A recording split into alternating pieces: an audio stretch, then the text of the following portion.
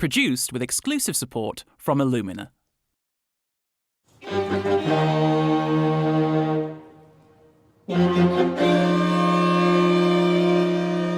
If you change the notes of Beethoven, you'd probably get a strange reaction. But you don't have to change a music score to change how it's expressed.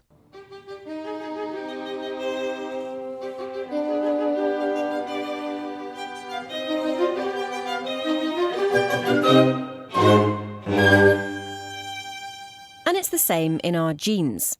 You don't have to change the DNA itself to change how genes are expressed. Almost every cell in your body has the same DNA sequence. But of course, not all cells are the same.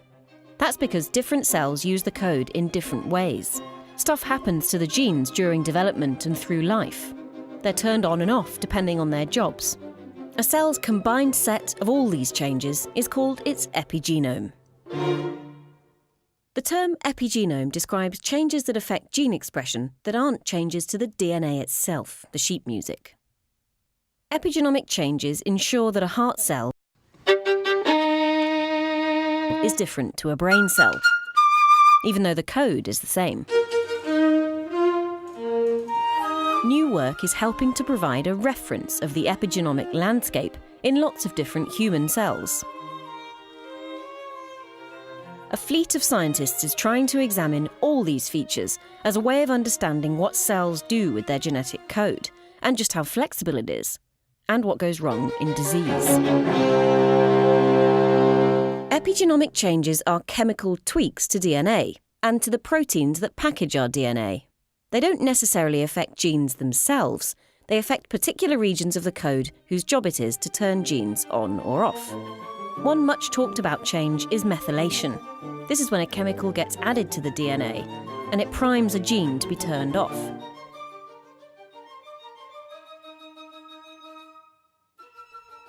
Another type of change has more to do with the arrangement of DNA. DNA isn't just in a big long endless line inside your cells. It's wrapped around proteins called histones. The configuration of these histone packages and how close together they sit can affect which genes are read and how many. Many changes to histone proteins or to DNA methylation are normal events in cell growth and development. When cells age, so there are still more changes to the epigenome. Some researchers have spotted an increase in methylation in older brains, for example. The environment too can affect the epigenome.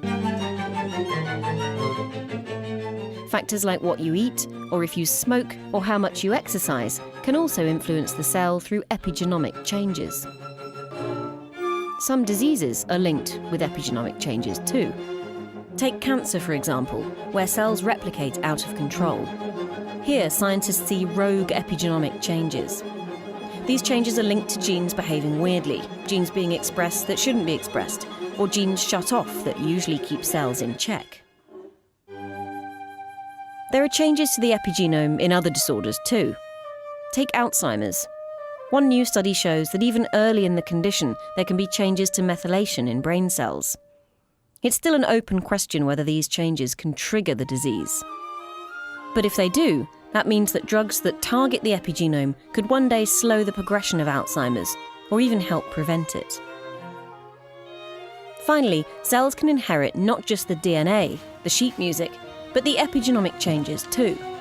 They pass these on to the next generation of cells. Just like a Beethoven symphony, a cell's epigenome is complex and exquisitely arranged. Scientists are starting to understand how that arrangement changes in different cell types during development and in disease.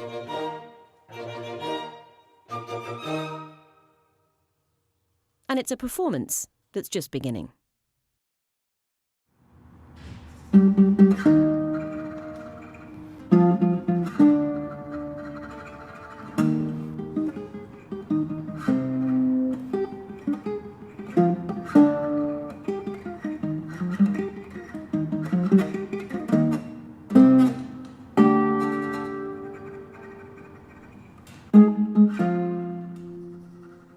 Produced with exclusive support from Illumina.